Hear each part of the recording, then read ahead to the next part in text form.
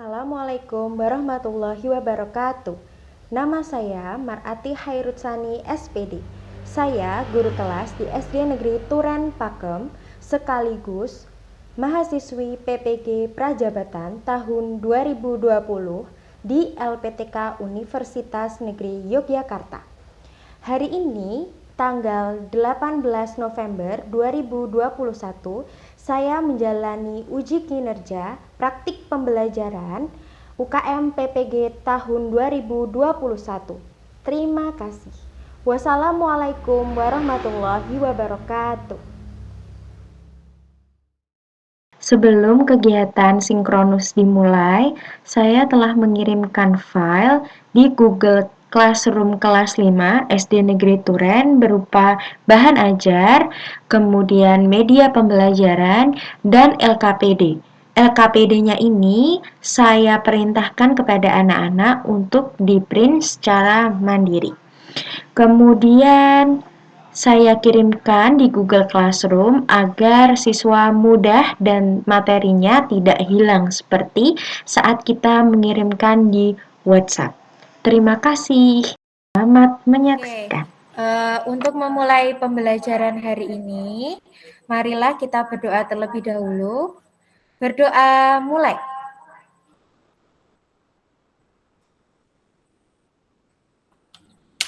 Berdoa selesai. Assalamualaikum warahmatullahi wabarakatuh. Oke, di sini ada yang tidak hadir? Bu Sani absen dulu ya. Kalau yang hadir bilang dihidupkan mikrofonnya, bilang hadir gitu ya. Ayu. Hadir. Nah. Kuni. Hadir. Oke. Keisha. Hadir. Ya. Dika.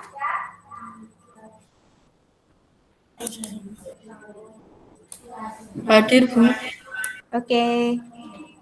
Dani. Hadir, Bu. Oke. Rahma. Hadir, Bu. Oke. Syafa. Hadir, Bu. Sip, terima kasih ya. Sebelum kita memulai pembelajaran hari ini, kita nyanyi dulu ya, biar semangat.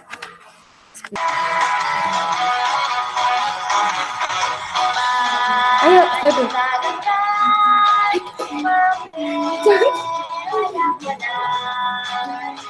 Maju tak gentar, kita diserang. Maju sebentar,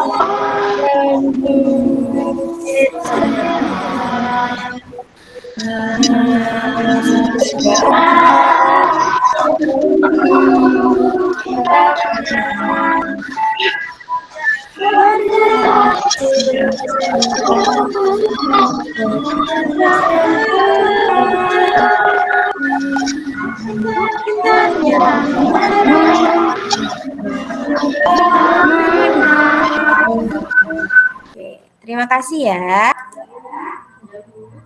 Kira-kira tadi lagu Maju Tak Gentar itu bercerita tentang apa ya? Ada yang tahu? Mengusir penjajah, Bu. Ya, betul. Yang lainnya ada? Perjuangan, Bu. Perjuangan pahlawan, Bu. Oke, betul. Jadi lagu Maju Tak Gentar itu bercerita tentang pahlawan yang sedang berjuang. Ya. Selanjutnya kita akan belajar mengenai tema 5 yaitu ekosistem, subtema 3 dan pembelajaran 2. Kalian sudah mendapatkan LKPD? Silahkan ditunjukkan kalau sudah.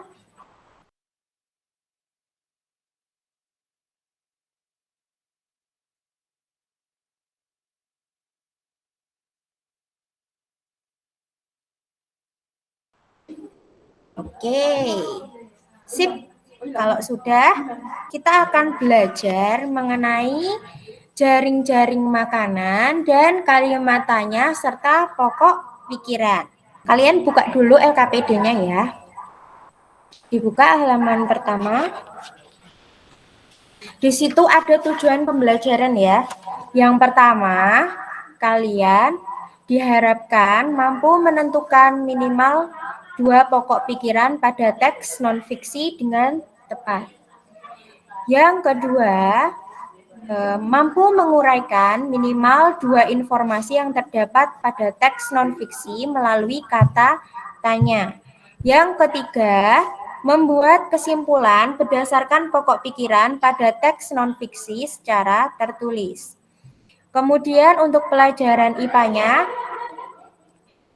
dapat menganalisis minimal 1 jaring makanan di lingkungan sekitar dengan tepat. Kemudian yang kedua, menguraikan minimal 1 perubahan jaring-jaring makanan di lingkungan sekitar. Kemudian yang ketiga yaitu membuat 1 gambar jaring-jaring makanan yang ada pada suatu ekosistem. Oke. Kita akan belajar mengenai tema 5 yaitu ekosistem, subtema 3 keseimbangan ekosistem, dan pembelajaran 2. Tadi tujuan pembelajarannya kan kita sudah membacakan tadi ya. Intinya yang bahasa Indonesia yaitu untuk menentukan informasi dari teks non-fiksi, dan yang IPA yaitu menganalisis perubahan yang terjadi pada ekosistem dan jaring-jaring makanan. Kemudian Bu Sani ada gambar. Kira-kira itu gambar apa ya anak-anak? Membuang sampah di sungai.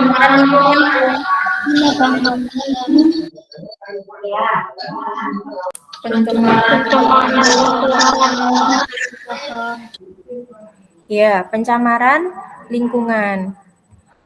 Jadi di gambar ini ada anak yang membuang sampah sembarangan. Kemudian ada juga menebang pohon. Siapa itu ya yang menebang pohon? Bapak-bapak, iya. Kira-kira dari kedua gambar tersebut, apa akibat perbuatan mereka terhadap lingkungan dan ekosistem hutan dan sungai? Kira-kira apa akibatnya? Hutan menjadi gundul.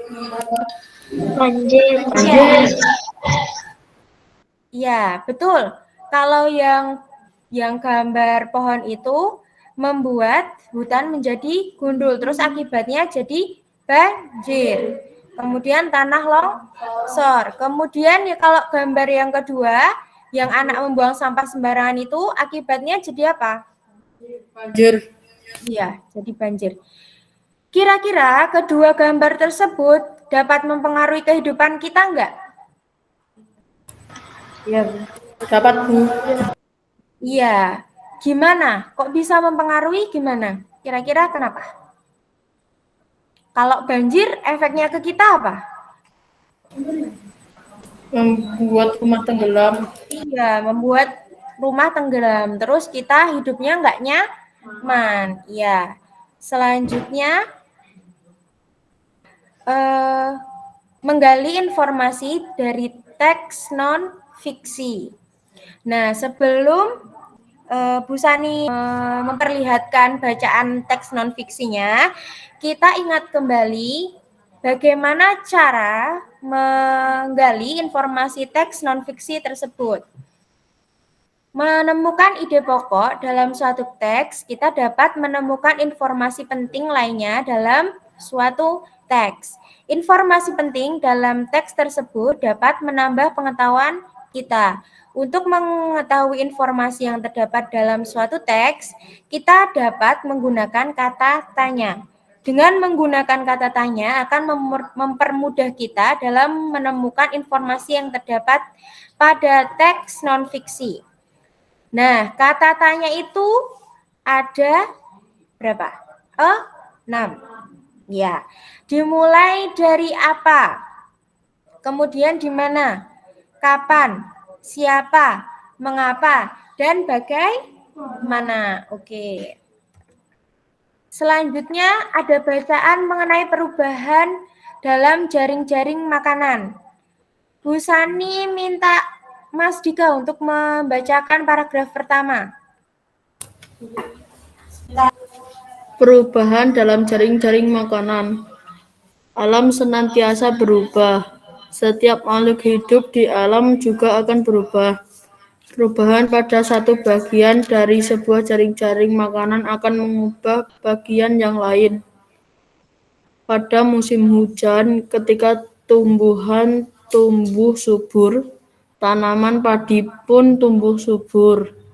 Meningkatnya jumlah tanaman padi pada ekosistem sawah akan meningkatkan jumlah hewan atau konsumen yang memakan padi.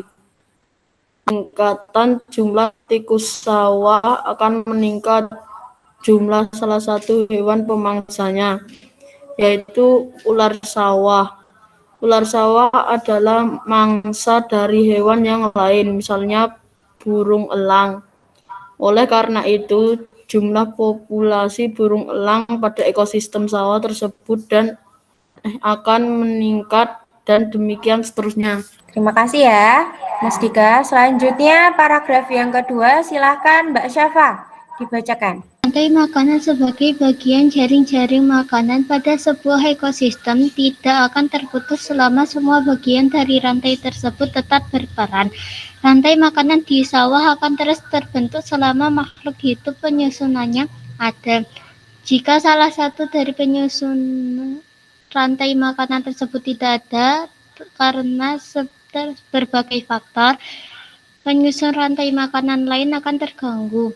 Jika tidak dapat tikus sawah akan kelaparan, ular sawah pun demikian sehingga burung elang pun kesulitan mendapatkan makanan.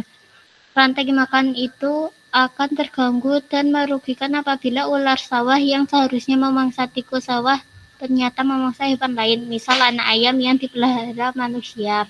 Oke, terima kasih. Silakan dimatikan terlebih dahulu. Kemudian paragraf ketiga, silakan Ayu. Jika salah satu rantai makanan terganggu, jaring-jaring makanan pun akan terganggu. Perubahan-perubahan yang bersifat alami dan menjadi bagian dari daur kehidupan di dalam ekosistem tidak akan memberikan gangguan yang berarti. Hal itu disebabkan perubahan-perubahan tersebut berlangsung lambat. Perubahan yang tiba-tiba bahkan yang memberikan dampak kerusakan cukup besar akan mengganggu jaring-jaring makanan, bencana alam, pencemaran lingkungan, kebakaran, atau bahkan pemangsaan global.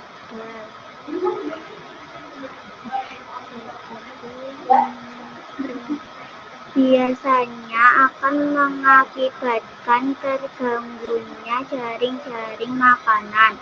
Di antara perubahan-perubahan tersebut, pencemaran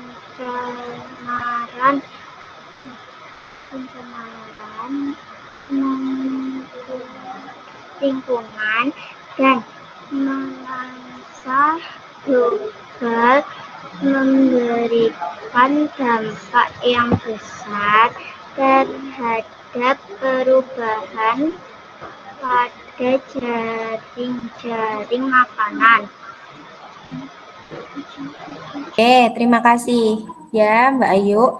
Kemudian kita kan tadi sudah membaca mengenai perubahan dalam jaring-jaring makanan. Kemudian silahkan buka LKPD kalian yang ada pokok pikirannya, LKPD kalian yang sudah di print. Ya. Halaman kedua. Buku paketnya dibuka halaman 107 dan LKPD-nya halaman 2. Nah, di situ disuruh mencari pokok pikiran dari bacaan perubahan dalam jaring-jaring makanan. Silahkan dikerjakan, waktunya 10 menit ya. Ada yang kesusahan? Tidak, Bu. Tidak, Bu. Oke, silahkan lanjutkan. Sudah selesai? Sudah, Bu. Sudah, Bu. Sudah, Bu. Sudah, Bu. Oke, kalau sudah selesai, Bu Sani tanya, paragraf 1, pokok pikirannya apa? Ada yang bisa? Silahkan angkat tangan kalau bisa. Ya, bentar. Alam senantiasa berubah, Bu. Ya, betul. Alam senantiasa berubah. Itu adalah ide pokok atau pokok pikiran. Oke, selanjutnya kita ke halaman berikutnya. Lihat depan. Nah, kita akan menonton video jaring-jaring makanan.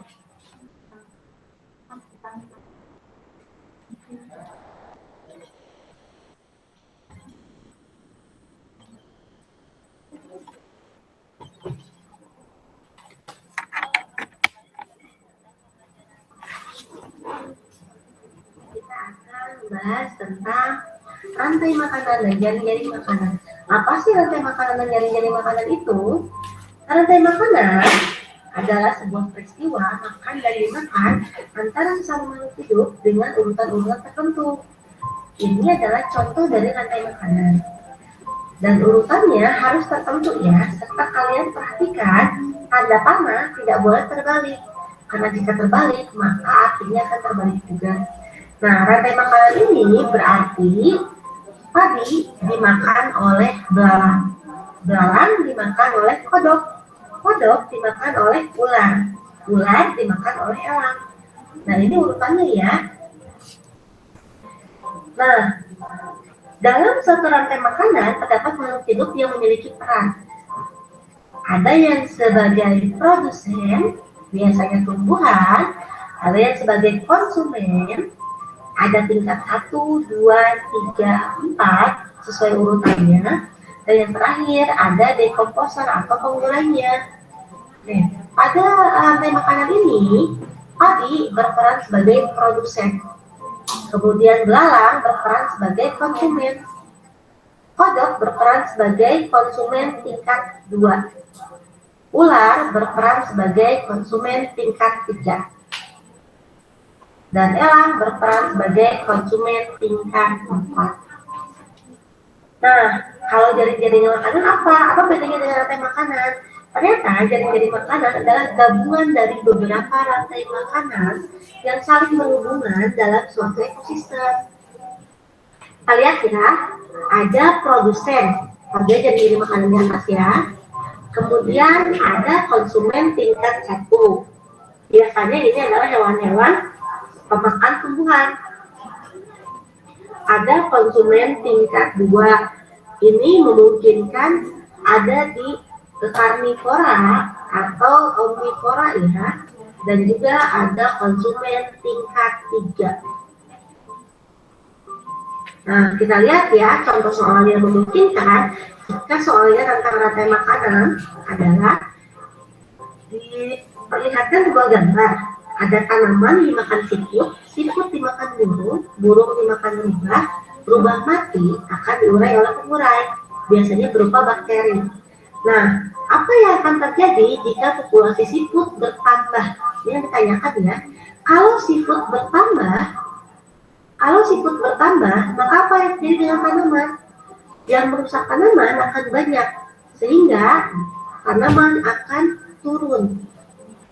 Jika siput banyak, apa yang terjadi dengan burung? Nah, siput merupakan makanan burung, sehingga sumber makanannya melimpah, maka burung pun akan naik populasinya. Populasi burung naik nih, apa yang terjadi dengan populasi rubah? Ternyata karena sumber makanannya banyak, rubah juga akan naik. Nah ini ya, seperti ini. Nah, atau soalnya seperti ini. Apa yang terjadi jika rantai makanan terganggu?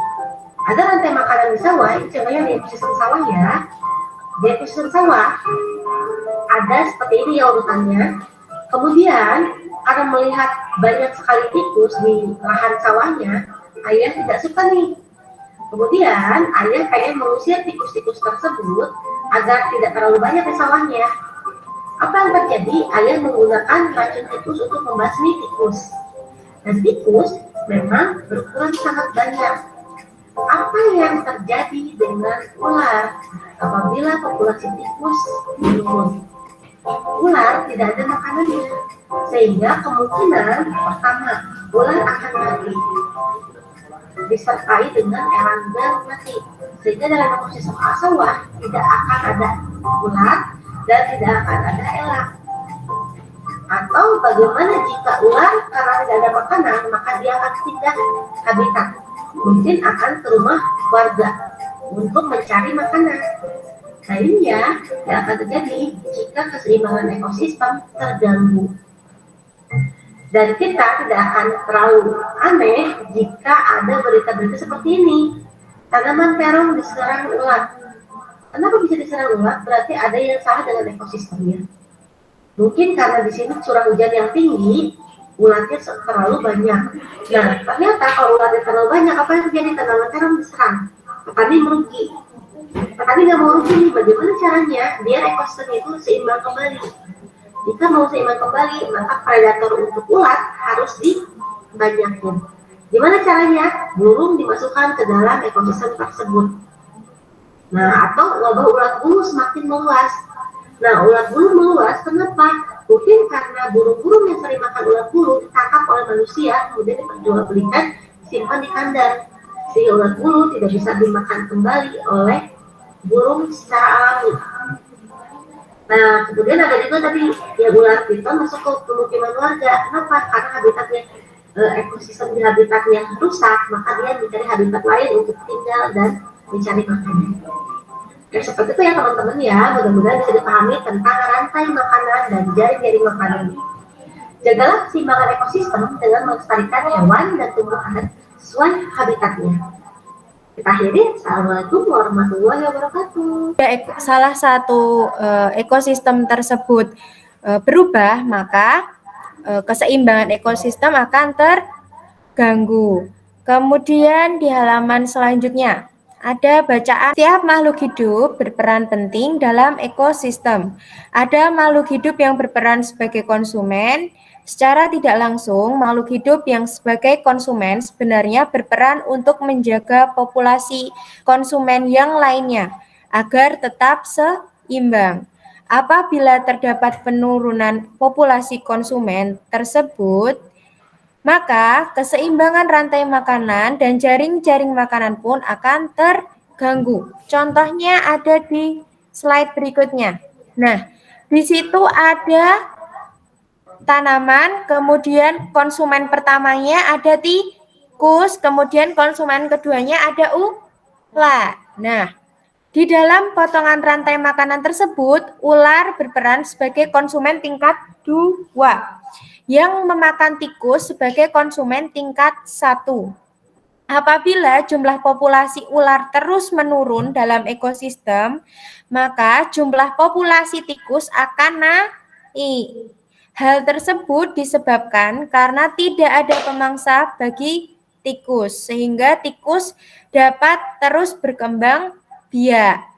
Akibat jumlah populasi tikus bertambah di ekosistem, akan semakin meningkatnya kebutuhan makanan bagi tikus.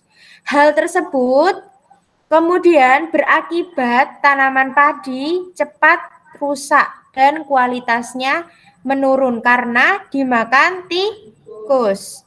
Dengan demikian, dampak dari adanya gangguan terhadap suatu populasi di dalam ekosistem akan menyebabkan kerugian. Penyebabnya yaitu penurunan populasi. Jadi, di rantai makanan ini, satu dengan yang lainnya itu saling mempengaruhi untuk menjaga keseimbangan ekosistem. Selanjutnya, pengaruh perubahan lingkungan terhadap keseimbangan ekosistem. Nah, kalau di sini ada lebih banyak lagi ya rantai jaring-jaring makanannya. dari jagung, kemudian ke belalang bisa ke katak dan ke kadal, kemudian berakhir di ular. Kemudian bisa juga jagung, ke tikus, kemudian ke ular.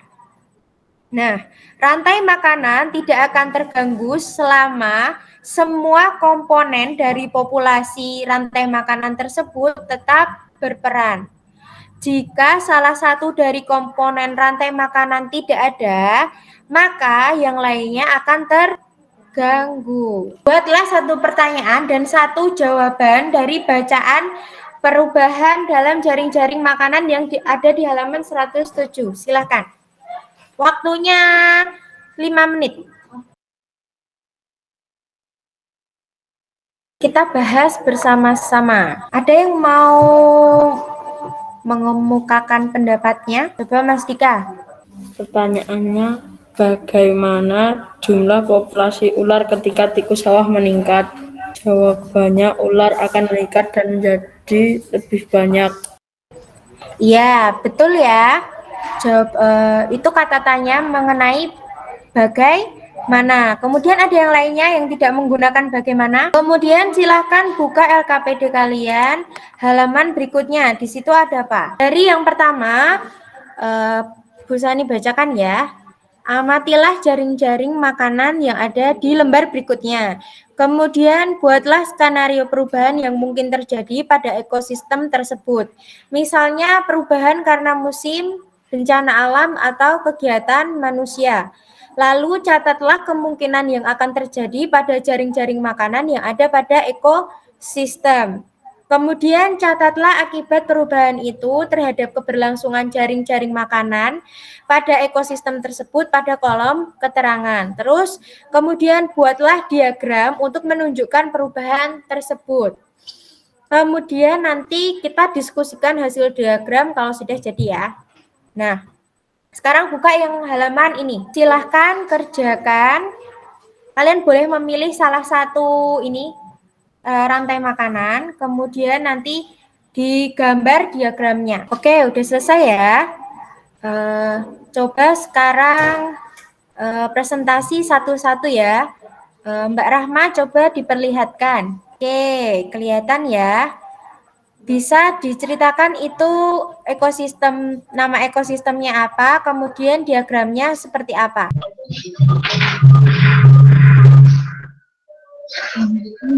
Nama ekosistemnya ekosistem di sawah. Diagramnya padi dimakan tikus, lalu tikus dimakan ular. Yang lainnya coba Mas Kesha sudah? Nama ekosistemnya sawah. Padi meningkat Bu karena hujan, terus tikus juga ikut meningkat karena padi makanannya melimpah. Terus ular juga meningkat Bu. Ular Bu juga meningkat Bu. Betul ya, kalau tempatnya Mas Kesha juga sama seperti punyanya Mbak Rahma. Jadi yang produsennya meningkat, otomatis yang konsumen 1 dan konsumen 2-nya juga meningkat. Ada yang lainnya yang nggak meningkat semua, ada yang turun? Punya siapa?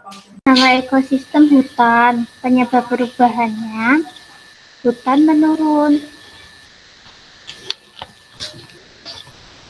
Diagramnya hutan turun, ulat turun, katak turun, elang turun.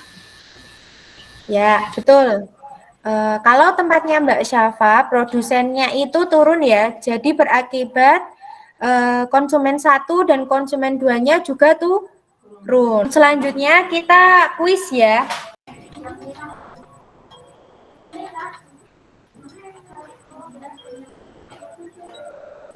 Sekarang duduk siap gerak dulu.